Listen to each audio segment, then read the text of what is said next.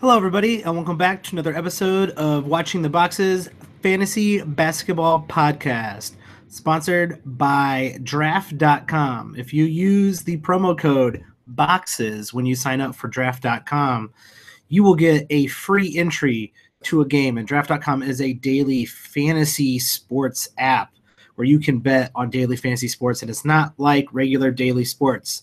You do a snake draft to start every single day. So you do not have to know the prices of players. You don't have to do any of that stuff. And if you're into fantasy basketball, which I assume you are, if you're listening to this podcast, I think you'd be pretty good at it. So use that promo code BOXES when you sign up. It's just me tonight. Tyler might be joining us later to talk about his article on #basketball.com. The other sponsor, I guess, of this podcast as well. And tonight I figured I would do a couple things, look at some of the box scores because this is watching the boxes, maybe do some buy, sell, hold for a handful of players and just see where my ramblings take me. And let's just start with some of the games tonight. And I want to start with the Pacers versus the Magic. This was actually a pretty good game. I ended up watching a lot of this game because I have quite a few players on both of these teams. One of the players I wanted to talk about is Victor Oladipo. Oladipo had himself a monster game tonight, 29 points, 9 rebounds, 5 assists, 7 steals, 2 blocks, 3 three-pointers. Right now, Oladipo's probably at his highest value, I would say. Even though his shot, he is still struggling. I guess not still struggling. He is on the season shooting 46%, but over the last couple of weeks, that has dropped to 42%. I'm a complete either buy or hold on Victor Oladipo. I think this guy's the real deal. His steals are out of control. He runs the Indiana team, and the fact that he's approaching a block a game on the season, a lot of people will be like, oh, that's not sustainable. All right, well, maybe it's not. A block a game isn't sustainable from a guard, but if 0.6, 0.7 blocks a game is sustainable, he's blocking more shots than Al Horford. So he's incredibly valuable when you think about you're getting blocks from your guard position. So I'm a full either buy or hold on him. Bogdan, actually, it's not Bogdan. You know how Tyler has to be here to correct me. It's Bojan Bogdanovic. He had 26 points tonight, 7 rebounds, and 2 steals.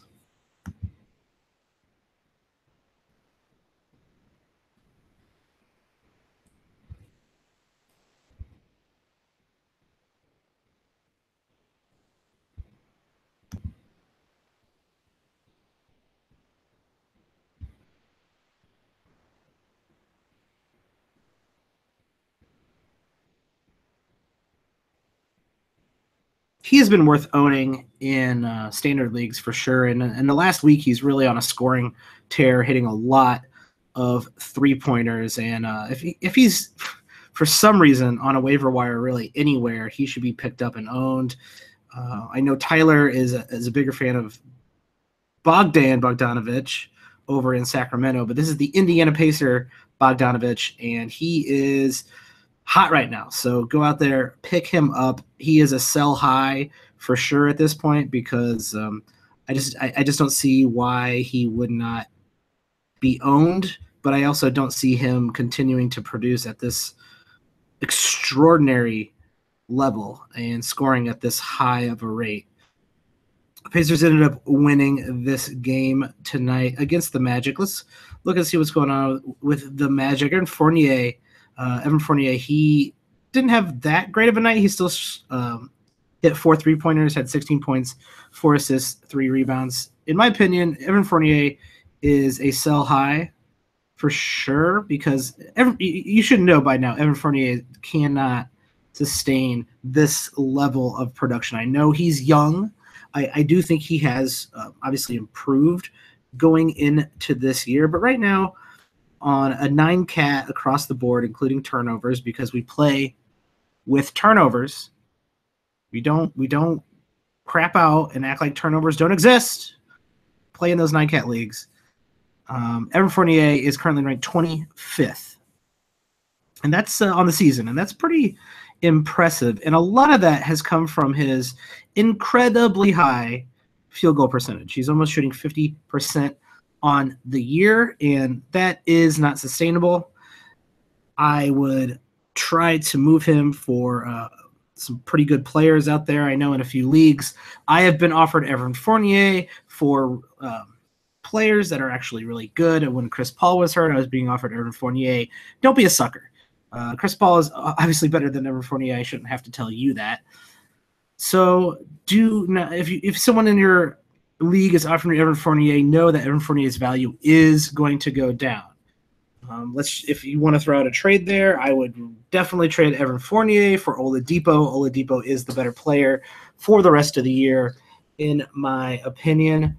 And Evan Fournier, though he should be owned in all leagues because he is producing very well, could very well drop pretty hard considering his play last year. And he is 25, so like I said, he could improve a little bit, but I think we know who he is. He is a streaky player, and he is on a hot streak right now. So try to move Evan Fournier as soon as humanly possible.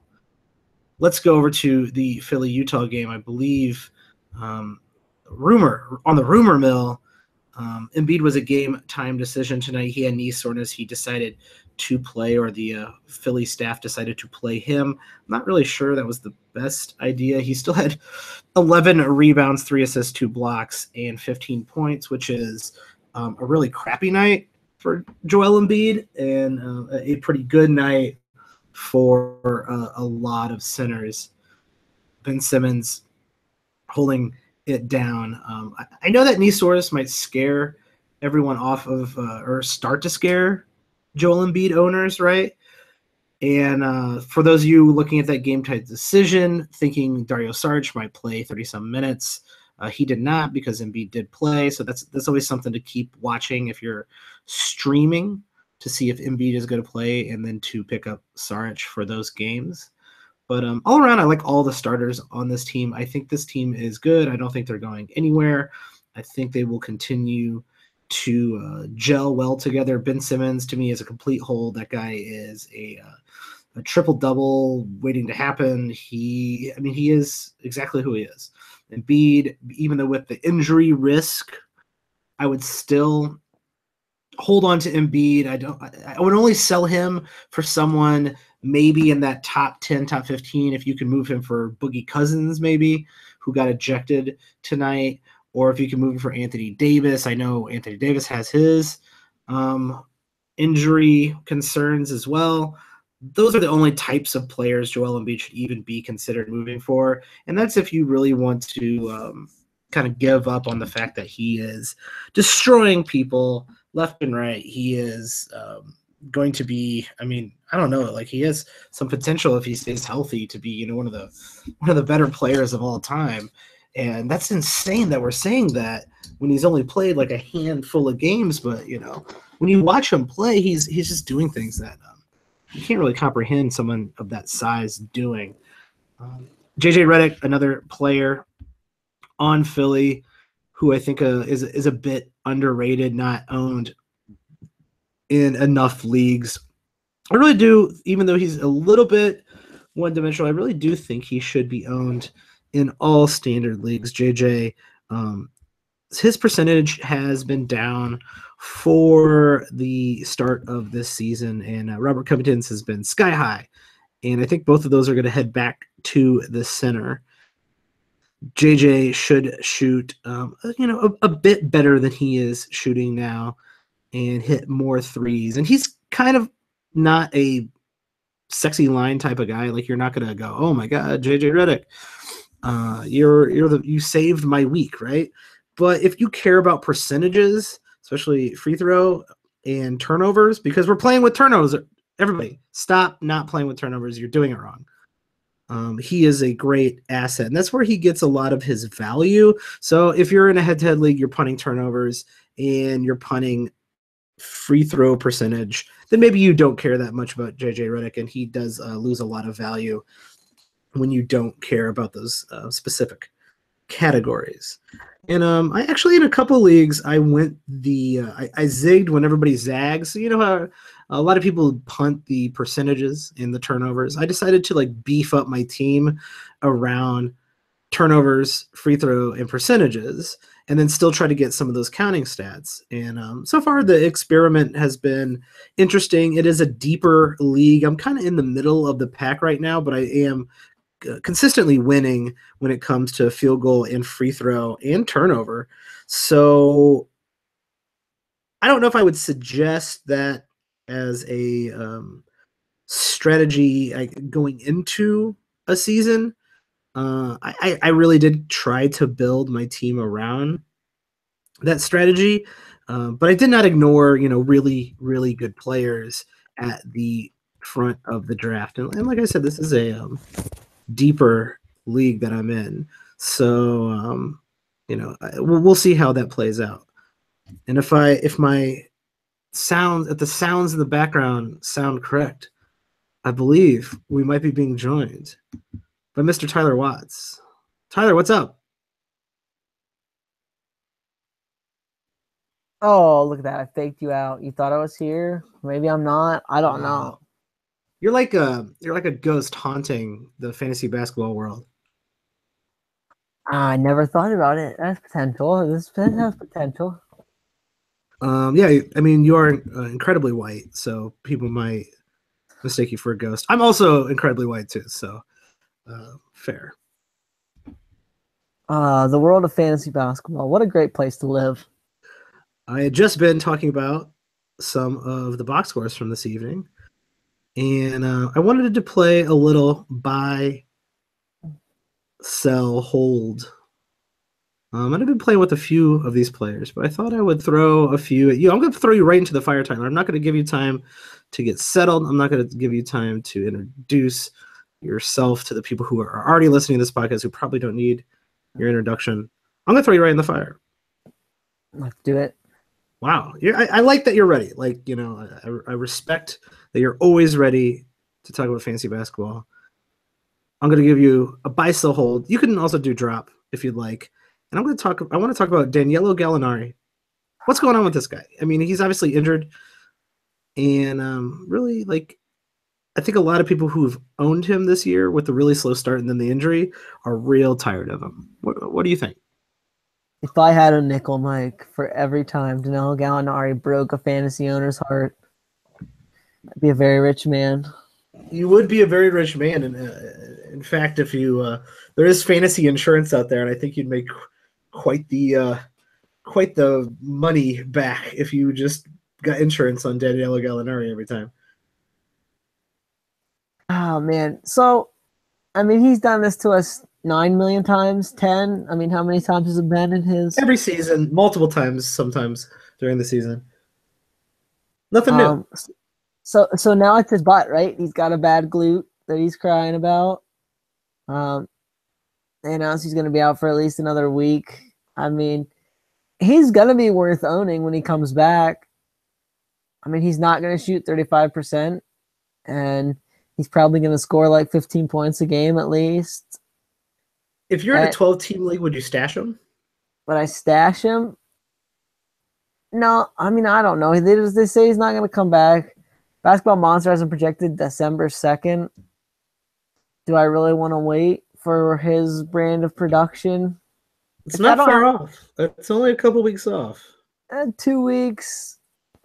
It probably depends on where I'm at, though, right? If I need to win these next 2 weeks, or I might be not making the playoffs, I could see cutting him. I think he's definitely going to be worth owning, though. He's going to be somewhere in that 50 to 75 range when he's healthy. But the question is, when is he going to be healthy? Yeah, I would probably pick him up if he was on my waivers, especially if I had an IR spot open. There's going to be a full month where Danilo Gallinari is really good. Like, Like, why people are going to look at themselves like, why didn't I pick this guy up on waivers? He's killing right now. It's going to be about a month. There's going to be probably another month on both sides of that where he's good in that 75 to 50 range, like you were talking about. And I think it's worth it for the month of really good, because it is hard to find guys like that on the waiver who could produce top 50 value for even a limited period of time. I know every once in a while some of these random guys pop into the top 50 over a week span or two, but Daniello can keep it up as long as he's healthy. How long from now until he's healthy, we'll see. But I think he's worth owning. I'll tell you this for seasons future, he's already going to be a guy who's starting to scare me next season. Going to be 30. A lot of injuries starting to add up. He's one of these guys who a lot of times kind of just falls right off the face of the earth in their early 30s. So not super worried this year, but in a few years, I'm going to be deathly afraid of old Danilo. Yeah, I think actually in this year's draft, he was more, if you were playing, in all the drafts that I did with people who knew what they were doing and not just going off the rankings off Yahoo, Daniello really dropped. He really slid. And I ended up with him in a couple leagues because I think he lost like a lot of respect from a lot of people. So I am hoping he does turn it around. And I don't think it's wishful thinking that he could still produce a month's worth of top 50 production. Well, and it makes sense in some ways, in the sense that 63 games last year, 53, 59, didn't play at all, 71, 43. It's like the games are just never, I mean, 71 is you can live with, right? But all those other years, it's like, really? You just can give me 70 games? Come on, man. Yeah, it's pretty sad. Let's move on to another buy sell hold. Marcin Gortat. Oh man. The Polish Hammer, am I wrong about this? Does he go by this nickname? I mean, I think he does. I honestly don't think I've ever heard anyone say it outside of a game. It's not like, oh, on Twitter, the Polish Hammer just doesn't like, no, it's just usually during the game after he does like one or two really cool things. Like if he gets a good rebound, I guess, or a block occasionally.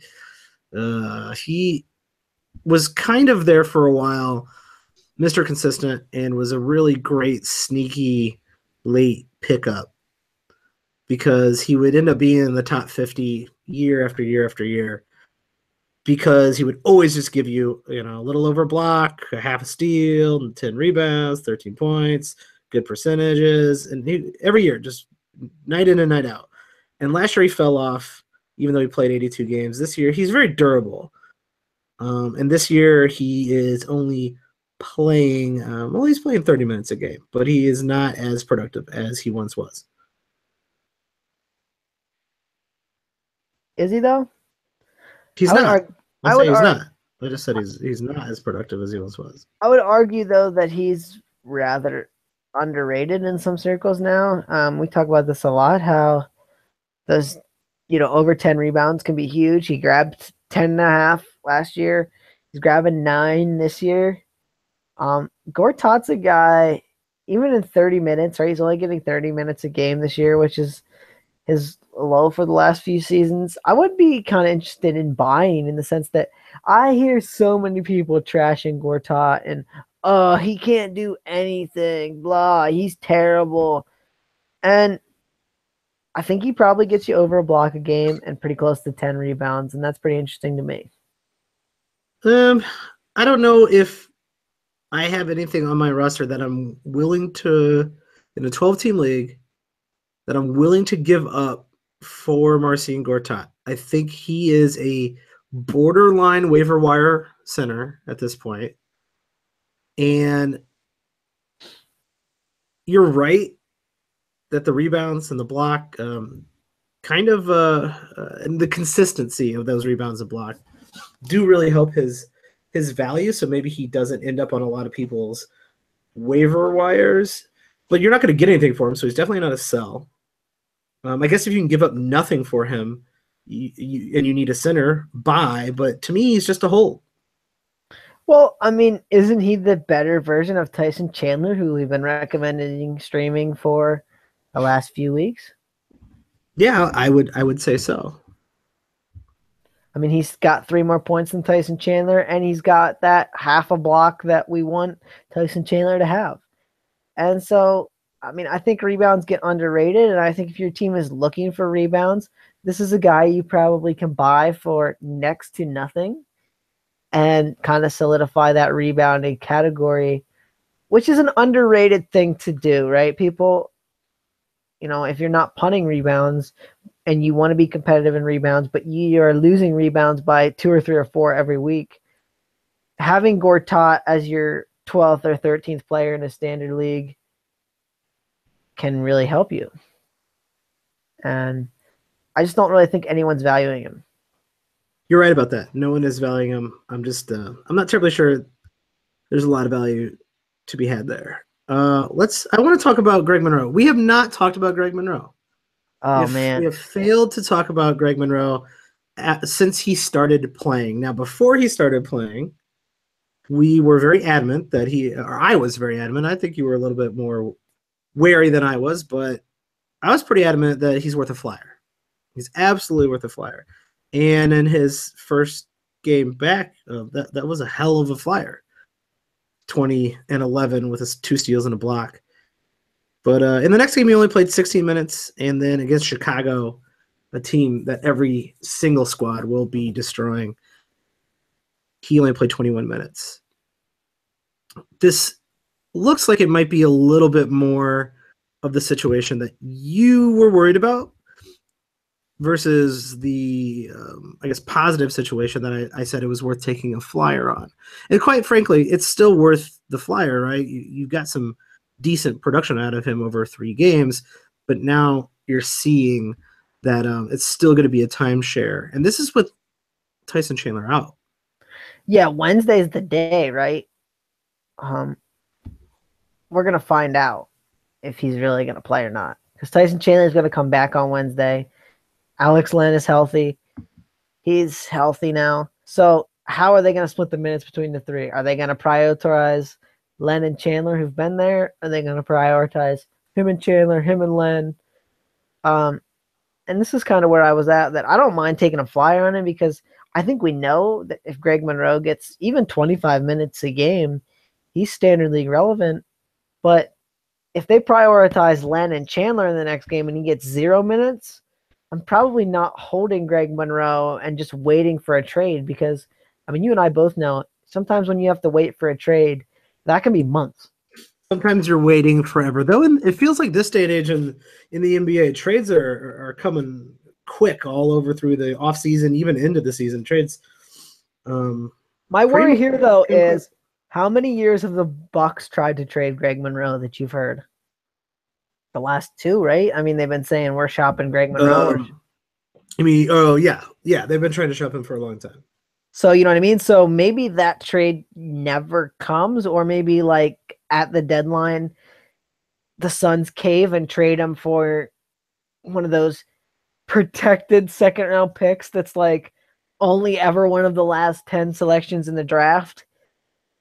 You know what I mean? It would be nice to see them move 2 out of the 3 centers here. That way you could finally own one of these centers. Well, and I hypothesized to somebody, I think that they really want, in their ideal world, I don't think they want any of the 3.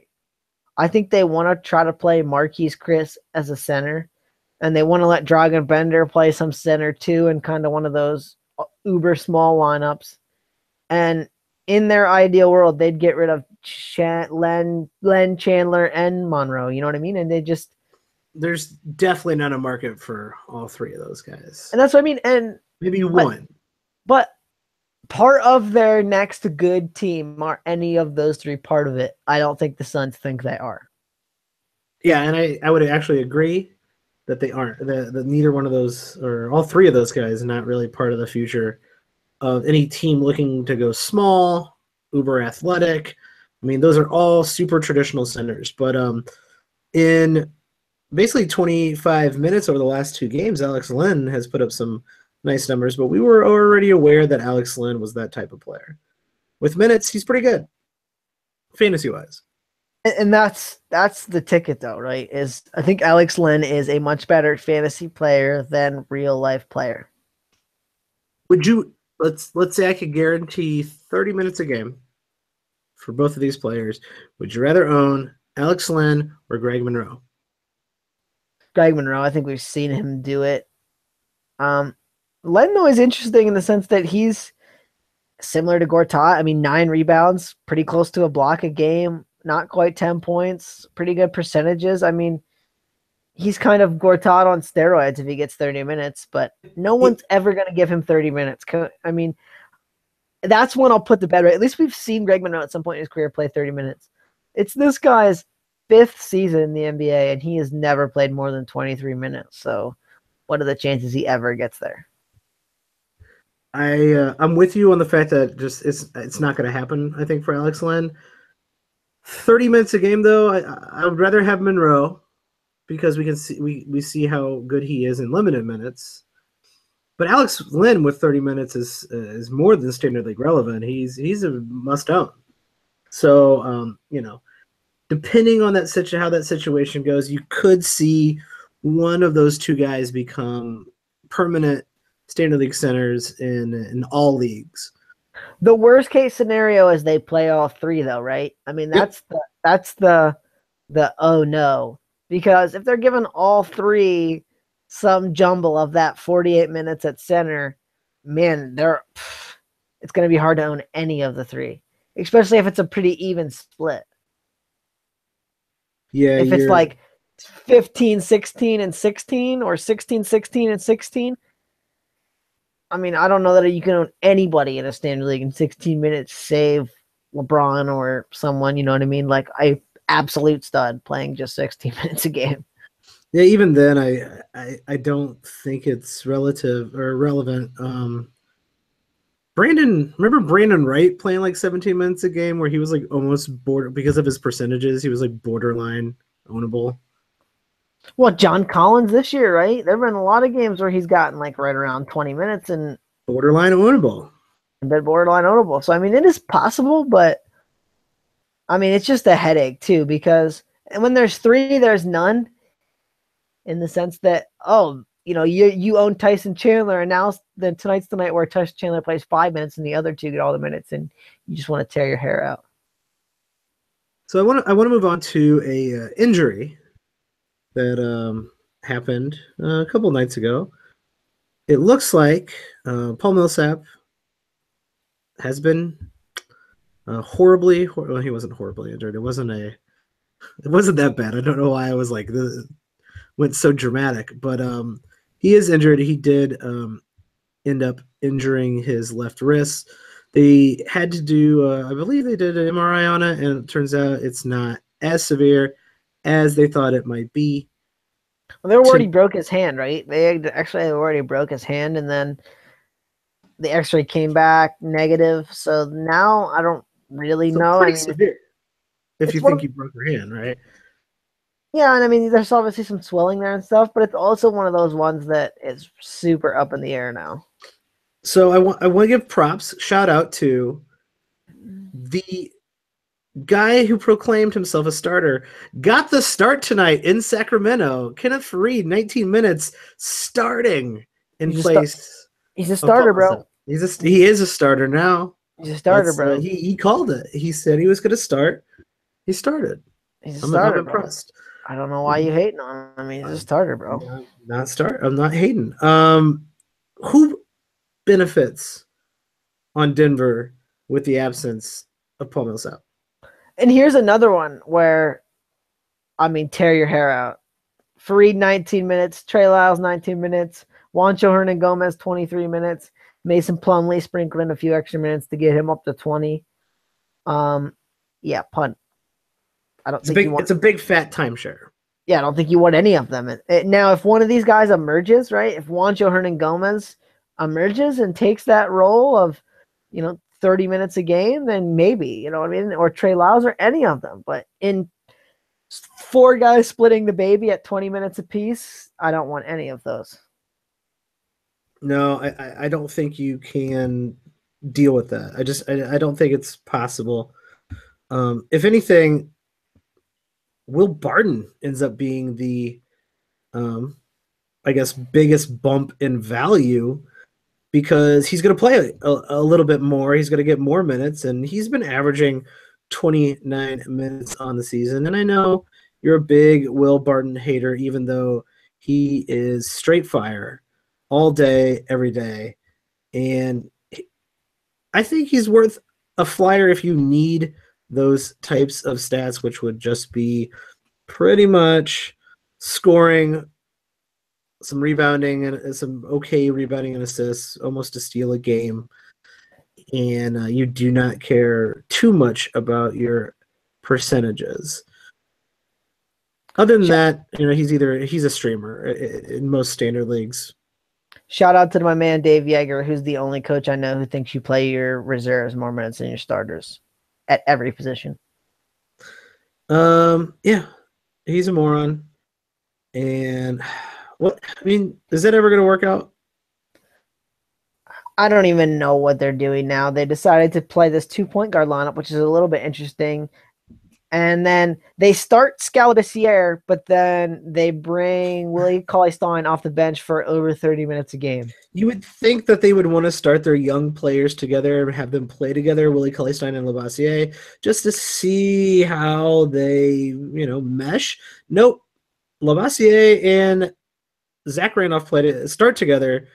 Scal only plays 13 minutes. Zach Randolph still playing 26 minutes. I want to know what Zach Randolph has on Coach Yeager, because I think he was trafficking his pot is what it was.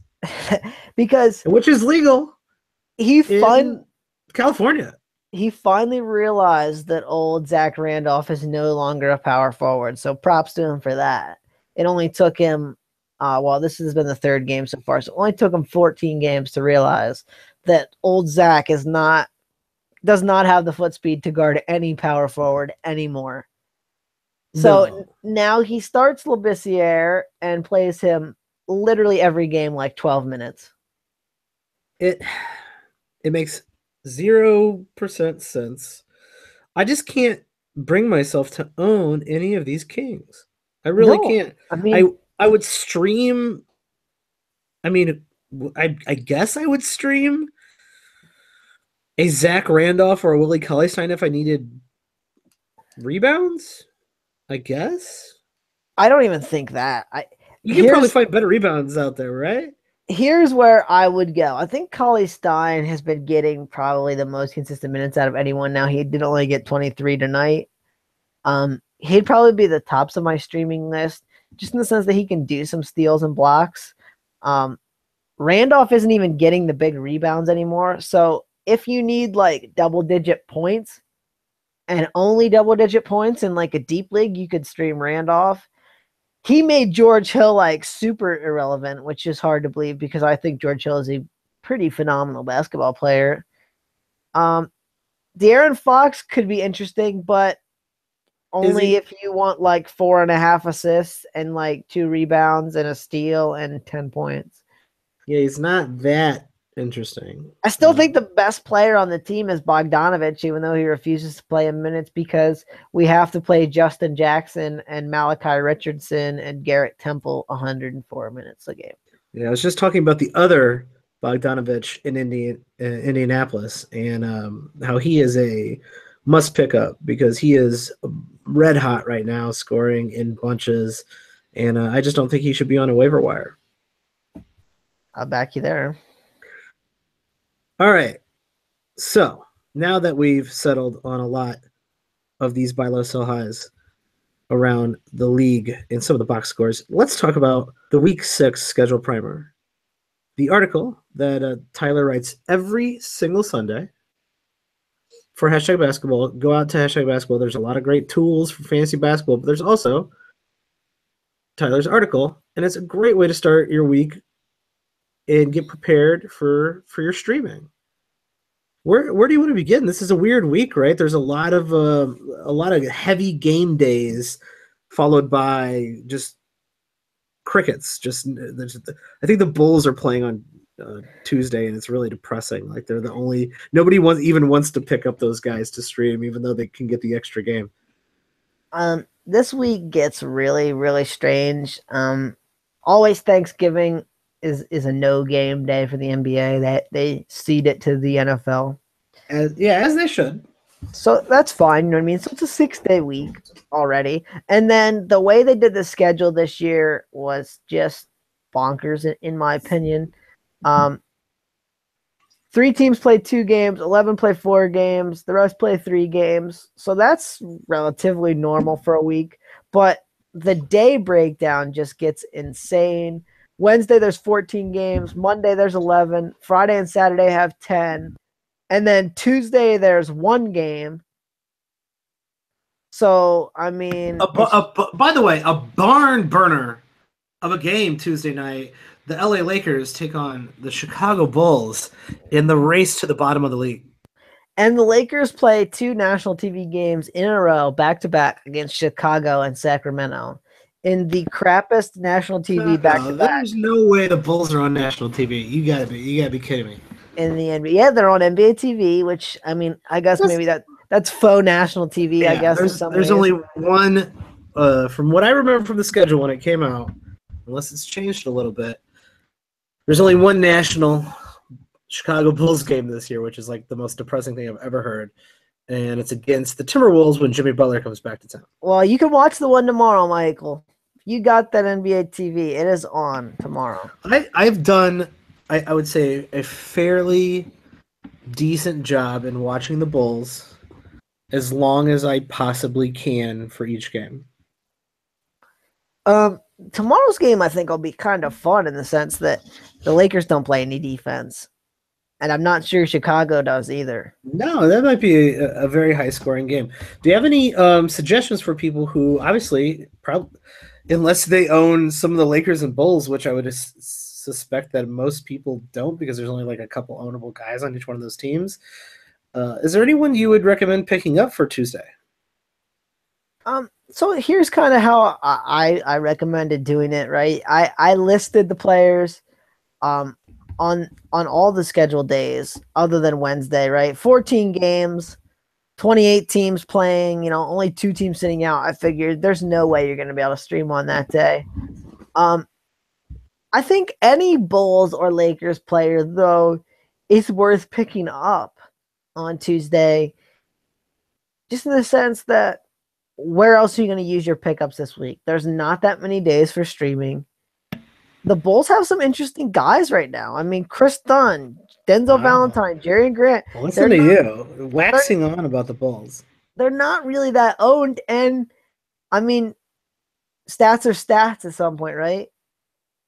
Yeah, you're right. Justin Holiday is back. They are messing around with the lineup. What a surprise. Fred Hoiberg messing around with the lineup. But I will say Chris Dunn has looked pretty good over the last couple games. He definitely can defend at an NBA level. He still makes some dumb decisions and perhaps needs to work on his awareness a little bit more on the defensive end, but on the offensive end, he is just atrocious. He makes turnovers like dribbling off his foot or falling down for some reason. Like it's just like it's like watching the Washington Generals play the Globetrotters when the Bulls play. Is Denzel Valentine their best low-owned pickup, owned in 4.1% of ESPN leagues? Ooh. I would rather, especially since it seems like Dunn is getting a pretty good stint of minutes here over the last couple of games. I would rather pick up Dunn than Denzel, but I also think Denzel is a good pickup as well. And the Bulls have the best schedule this week in the sense that they play on both days where there's next to no games. So shout out that for what it's worth. Why did they do that? Doesn't make any sense. Because they want you to watch the Bulls, man. I guess so. I am looking forward to the return of David Nwaba. God, I can't believe I said that during a season. Um, That doesn't even Nwaba's sound like a actually real person. I think you just made that up. David Nwaba's kind of good. He's super athletic. He picks up. He got 3 starts before he got injured in a game in New Orleans earlier this month, and he interests me simply because he's the only person out there who seems to have any aggression towards getting to the basket, and quite a few times he'll just get the ball off the rebound and take it coast to coast, like impressively fast. So I would keep an eye out on him in deeper leagues for his return because I do think Fred Hoiberg likes him, and I think he's actually kind of a good guy to play with the starters because he gives him a little bit more energy, and then you can bring Holiday in to overlap with the starters and the second team, and you can get Holiday to basically shoot the ball until they turn the damn lights off in the United Center. He can't hit a freaking barn, but he certainly shoots every time he gets the ball, which ends up. Fall asleep. You talked way too long about the Bulls. All right, you're 100% correct. I have talked way too long about the Bulls. So yeah, go out there and pick up some of those Bulls players this week. Give them the respect they deserve. Yeah, and here's what I'll say too is, this is a week where I can't help you that much. There are enough big game days where you have to look at your lineup and seek out the pickups on the days you need pickups. I don't know. Maybe your roster's full on both Friday and Saturday. Maybe your roster was full tonight on Monday. I don't know. And so you have to do a little bit of the work for you. I listed all of the back-to-backs and a pseudo back-to-back on Friday and Tuesday to help you. And there is someone for a person in any league. I mean, I got Andre Roberson on there, owned in 0.5% of a league. So check it out. It's worth a read. I would agree. It's definitely worth a good read. I would throw out there's a couple Sunday, Monday guys. So, this week, like you said, kind of weird. Maybe you don't use a lot of your pickups. I'm a big fan of if you got pickups left and some of your streamers aren't playing on a Sunday, pick up a Sunday guy who plays on Monday. Don't waste those pickups next week. Make sure your roster is full for Monday. I still can't believe Spencer Dinwiddie only owned at 28% of leagues. Let's talk about that. Let's talk about D'Angelo Russell. Apparently, ends up he had surgery on his knee to remove some of those loose bodies and that were floating around in his knee, and that sounds super severe. Oh, he had surgery on his knee. That's invasive surgery. It's not that big of a deal, and you probably know a little bit more about the timelines for that. Most of the time, and it all depends on how big the incisions they have to make, but they're actually really good now at doing those little arthroscopic cuts and just like sticking stuff in there and yanking stuff out.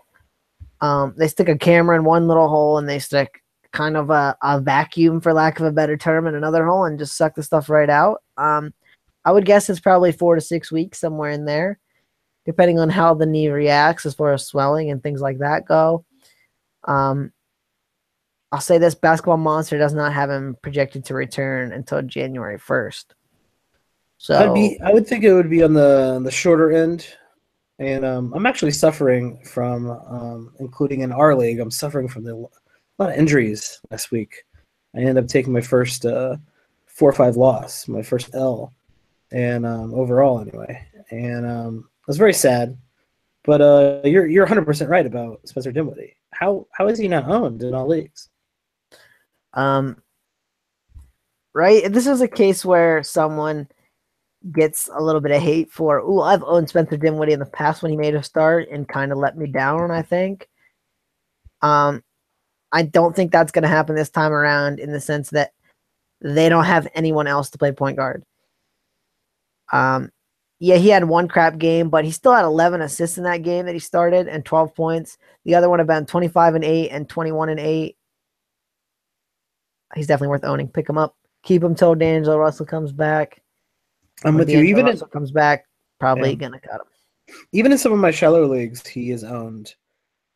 People are on him, and I would say make your move because apparently he's not owned in that many leagues right now. Yeah, and I mean, this is one of those like all upside things, right? Like, just pick him up in your streaming spot. If he stinks for 2 or 3 games in a row, say, okay, see you, buddy. I mean, there's no downside to it. You are 100% correct because, well, he's not because everyone you're gonna pick him up. You're not gonna be able to do anything with him. You're not gonna be able to like swing him for Bradley Beal. Yeah, I You're mean, you're not gonna be able to move him for something, but you're gonna get some quality starts and some quality stats, and you might as well run with it.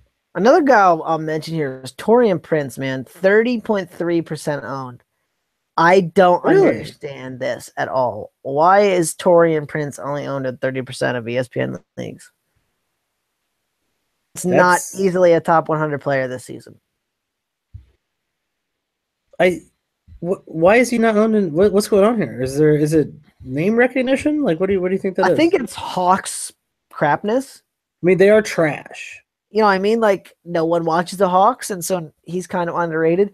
Now, he is shooting a crazy high 3-point percentage, a higher 3-point percentage than field goal percentage, which will not stick around.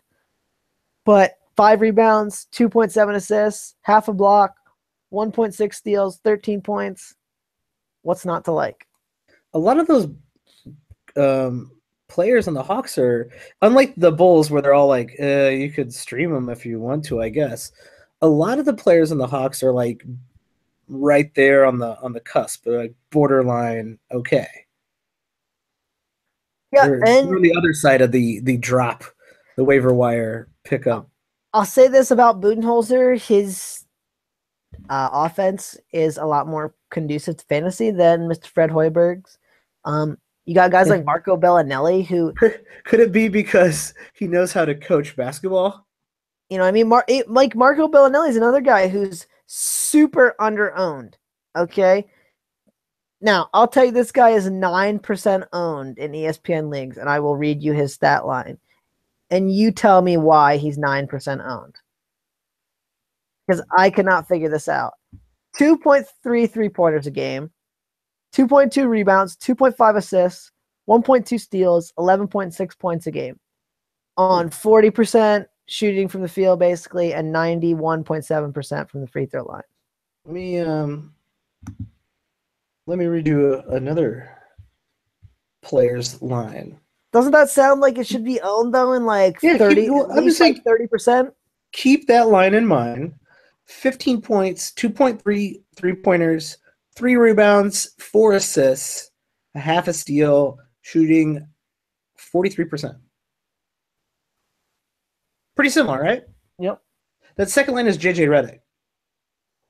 That's what I mean. Who we've said, hey, JJ Redick should be owned. Philadelphia is fun to watch. They're cool.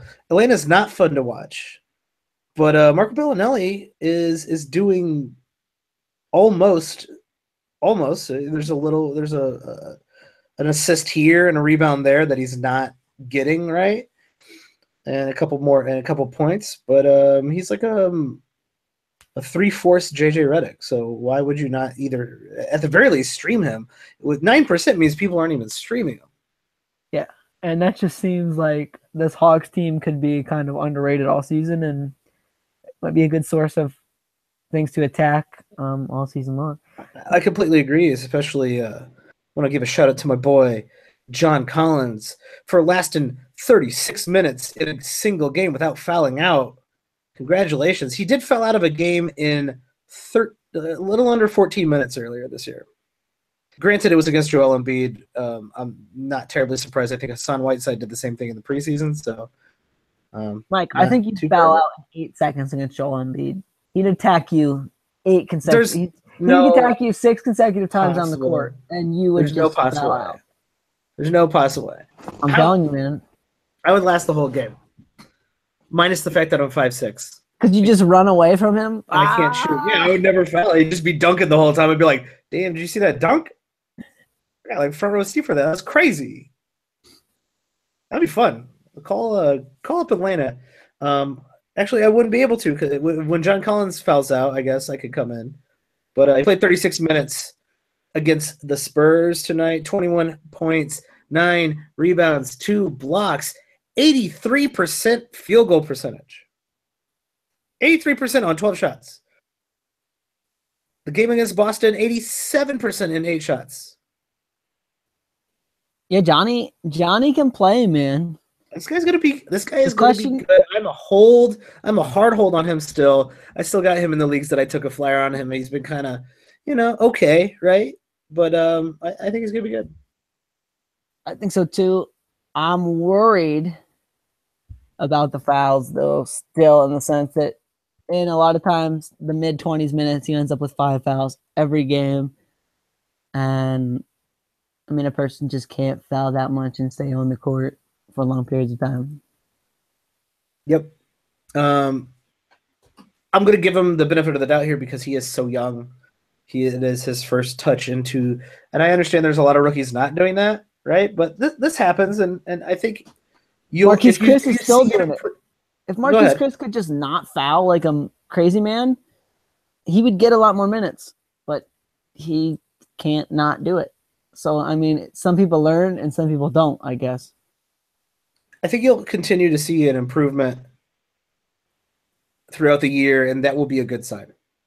And to me, that's keeper worthy. Like I have him. I picked him up in no doubt 30 points. Leagues. I was like, I'm going to keep this guy stashed. For my weekly leagues, right, I always do the top 10 pickups, the top 10 guys playing 4 games. Torian Prince was number 1. John Collins was number 2. I would probably consider holding John Collins in a 12-team league even, and especially in a deeper league than that. The problem is, in a 12-team league, I might have the roster that doesn't allow me to do it. Especially in a head-to-head league, I'm going to want one spot for streaming.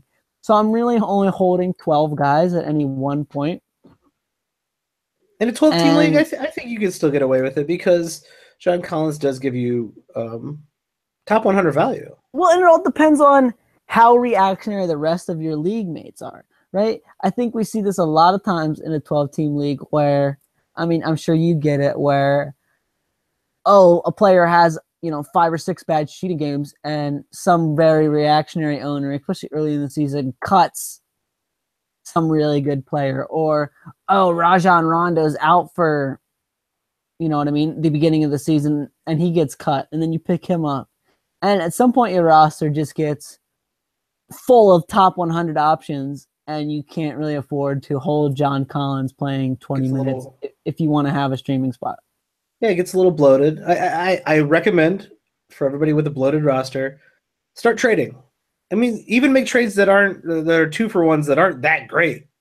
Like, make a slight upgrade in one of your positions for a 2-for-1 with the bottom of your roster because it makes more sense to stream than it does just to hold on to a bunch of top 100 guys. Yeah, I'm with you there. I want to do one more buy, sell, hold before we call it an evening. I want to talk about Donovan Mitchell. Oh, Donovan. Kind of an interesting, really comes to shoot, comes to ball. Really, really impressive for a rookie, in my opinion. Utah has been a little bit weird lately. The Rudy Gobert injury obviously has been an issue there, along with the fact that Ricky Rubio sat a game or two and has been really struggling lately. And his assists are not up right now. And like we said, I think that's a nice buy low situation for Ricky Rubio. But Donovan Mitchell has been playing pretty well. I think there's some sort of conspiracy going on. I'm conspicuous of Mr. Donovan Mitchell. If you head over to ESPN, it says Donovan Mitchell born September 7th, 1996 in the USA. No place. I'm Just conspicuous. This is not a real thing. whoa. Is he like an unknown entity? Nobody knows who he is, where he's from. Yep, no one knows where he's from. He's not from a real place. That is super suspicious. Um, but even though he might have been born in parts unknown, So this is he's starting. This is something we talked about though, and we thought it would be Rodney Hood, but it's been Donovan Mitchell, right? We talked about this a lot in the preseason. This was one of my big reasons I was backing Ricky Rubio. Was I thought Rubio would score somewhere between like 13 and 15 points a game, even though he had never done it in his career. And the reasoning behind it was this Jazz team needed somebody to score. They lost Gordon Hayward. They had never, he was their go-to scorer. They had a lot of guys like Joe Ingles going to start, Rudy Gobert, who are not traditional, like, just give them the ball and let them create their own shot. Let them create a shot for somebody else. And I thought, a lot of us thought in the preseason, Rodney Hood's going to get a big scoring bump. Ricky Rubio is going to get a scoring bump. Ricky Rubio has gotten a scoring bump. Rodney Hood's got a little scoring bump. But Donovan Mitchell's really come in and created his own shot and created some shots for the teammates. And I think he's going to keep shooting. Probably not very well, but he's going to keep shooting. Which means he's definitely going to keep shooting. If you do not care about your percentages, he is a great pickup. He's going to score. He's going to get you some assists. He's going to get you some rebounds. He's going to get some steals. He even sprinkles in about half a block a game. He's going to get 3-pointers. The percentages are not going to be good, though. Yeah, even if the percentages are not going to be good, in a lot of head-to-head leagues, and I think I was talking about this earlier, most players end up trying to punt free throw, field goal, turnover. That's a pretty standard way of approaching the most head-to-head leagues. And with Mitchell, right? If you punt free throws, he's looks like he's a top 70 player at this point over the last handful of games where he's been starting. No doubt. The worry is the 20 shots a game he gets a lot of nights with that field goal percentage. But, if you don't care, you don't care. Yeah. If you don't care about your field goal percentage, who cares? It's that over a steal a game and half a block. That's pretty nice. Along with, definitely not like bad. Like this is another guy he's going to be real good. I think he's going to be pretty, he feels like a Bradley Beal type player who could eventually break out. The only worry for me is how much of it is sticky with the defensive stats. And we talked about this a little bit last time, right? Is like with these rookies, we have no baseline to base it off of. So yes, the 1.4 steals a game and the half a block look very nice right now. But both of those categories are kind of cluster categories for some players, right? He's blocked the 9 shots so far this season. What if he only blocks, 20 for the whole year? We don't know, right? We have nothing to base it off of. And so that's a little bit of a concern, but it's not anything that's going to keep me from picking him up. No, I'm not picking him up for the blocks. The blocks are a nice extra bonus. And I do think, averaging that many blocks over this period of time is something significant enough to mention. We talk about this a lot, right? True. Half a block for a guard is a substantial amount. When you have guards out there like Dennis Schroeder who gets, he hasn't blocked a shot yet this year, and his career high average is 0.2 per game. That's more than double. So that's a big, kind of incremental gain there over versus guards. Kind of versus a player I was talking about earlier, Victor Oladipo, who's averaging almost a block a game. It's crazy. He's averaging more blocks than Al Horford. And over the last handful of weeks. It's another reason I recommend picking up Josh Richardson every week and say that he's under-owned is type who can get you a block a game. That's a huge amount. That is a huge boost to your team. It really matters over a week span. I can't count really how many weeks every day I go in, I'm like, that blocks is really close. Ooh, blocks, I'm only 2 off. Ooh, he's only 2 off. Every single block you get, and steal really, but especially the blocks, really matters. And especially if you can get them from unlikely sources or off the waiver wire or from guards. And that's why it's one of the categories I'm less inclined to punt, because even a small little gain can keep me in that category for the week, can help me win that category of the 20 weeks I play 10 times. You know what I mean? It doesn't take that much to win it at any given week. That is true. So I think that is it for tonight. Tyler, where can people find you on Twitter?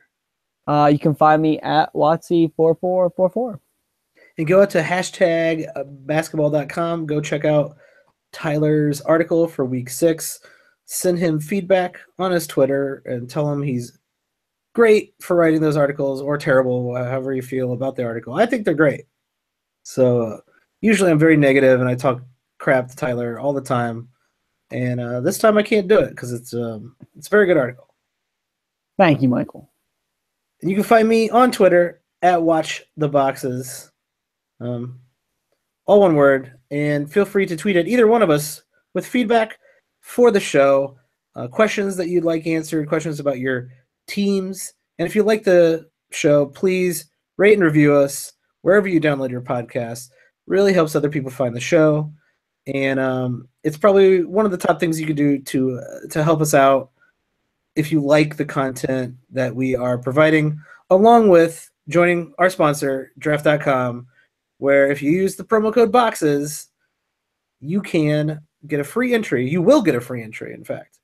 I will take your money. I did it once this weekend. I took someone's money who listens to the show. I will take your money. Challenge me. Challenge me. I'll take your money. Tyler's talking a big game. If you tweeted us with a screenshot of you using the promo code BOXES, we will challenge you into a daily fantasy gambling session, and you'll probably win, but I wouldn't count on it because we're pretty good. And yeah, I think that's all. Tyler, got anything else? That's it, man. Cool. We will catch you all guys later this week. Have a good one.